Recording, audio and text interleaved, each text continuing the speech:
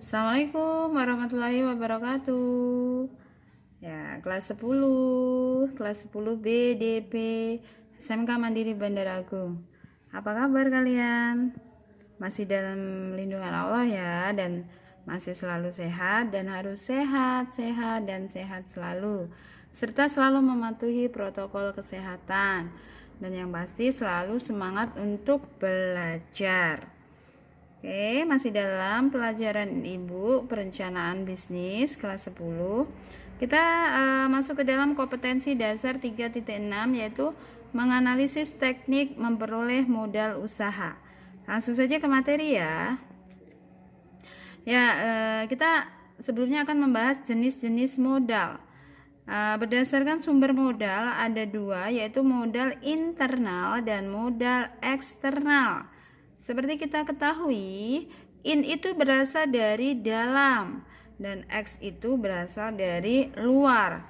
Jadi bisa dikatakan di sini modal itu bisa berasal dari dalam perusahaan atau bisa juga berasal dari luar perusahaan. Kemudian yang kedua, berdasarkan fungsi. Modalnya ada dua, modal perseorangan dan modal sosial. Yang ketiga, berdasarkan wujud. Ada modal konkret yaitu modal aktif dan modal abstrak atau modal pasif. Nah, selanjutnya yaitu manfaat modal bagi suatu perusahaan. Apa saja manfaatnya? Yang pertama, modal itu bisa bermanfaat untuk sewa tempat, kemudian sebagai penyediaan barang produksi, gaji pekerja, dan sebagai simpanan. Nah, di situ ada 4 poin ya. Selanjutnya, cara mendapatkan modal usaha untuk bisnis ada beberapa cara. Yang pertama, menggunakan tabungan. Artinya di sini bisa suatu perusahaan itu mempunyai tabungan sendiri atau seseorang mempunyai tabungan sendiri untuk membuka suatu modal usaha. Yang selanjutnya, menjual harta pribadi. Jadi menjual sebagian harta pribadinya untuk atau digunakan sebagai modal usaha. Kemudian mencari rekan bisnis, artinya kita bisa mencari sebuah partner bisnis dengan pembagian hasil. Kemudian meminjam uang, ya kita bisa meminjam uang di bank atau di mana saja untuk sebuah modal usaha dengan ketentuan yang berlaku. Selanjutnya yaitu modal usaha dari pelanggan. Jadi kita bisa meminjam dulu dari pelanggan dengan kita menawarkan bagi hasil atau ketentuan yang telah ditentukan. Oke, sampai di sini penjelasan singkat dari Ibu. Kurang lebihnya Ibu mohon maaf yang sebesar-besarnya.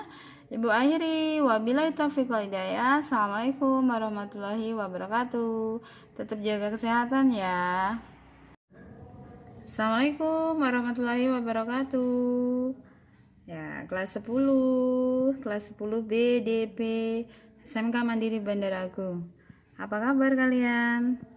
Masih dalam lindungan Allah ya, dan masih selalu sehat dan harus sehat dan sehat selalu, serta selalu mematuhi protokol kesehatan, dan yang pasti selalu semangat untuk belajar.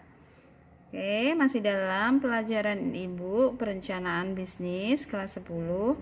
Kita masuk ke dalam kompetensi dasar 3.6, yaitu menganalisis teknik memperoleh modal usaha.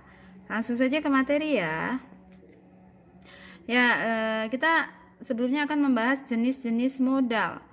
Berdasarkan sumber modal ada dua, yaitu modal internal dan modal eksternal.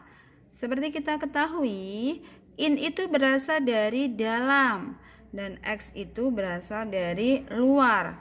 Jadi bisa dikatakan di sini modal itu bisa berasal dari dalam perusahaan atau bisa juga berasal dari luar perusahaan. Kemudian yang kedua, berdasarkan fungsi. Modalnya ada dua, modal perseorangan dan modal sosial. Yang ketiga, berdasarkan wujud. ada modal konkret yaitu modal aktif dan modal abstrak atau modal pasif. Nah, selanjutnya yaitu manfaat modal bagi suatu perusahaan. Apa saja manfaatnya? Yang pertama, modal itu bisa bermanfaat untuk sewa tempat, kemudian sebagai penyediaan barang produksi, gaji pekerja, dan sebagai simpanan. Nah, di situ ada 4 poin ya. Selanjutnya, cara mendapatkan modal usaha untuk bisnis ada beberapa cara. Yang pertama, menggunakan tabungan. Artinya di sini bisa suatu perusahaan itu mempunyai tabungan sendiri atau seseorang mempunyai tabungan sendiri untuk membuka suatu modal usaha. Yang selanjutnya, menjual harta pribadi. Jadi menjual sebagian harta pribadinya untuk atau digunakan sebagai modal usaha. Kemudian mencari rekan bisnis, artinya kita bisa mencari sebuah partner bisnis dengan pembagian hasil. Kemudian meminjam uang, ya kita bisa meminjam uang di bank atau di mana saja untuk sebuah modal usaha dengan ketentuan yang berlaku.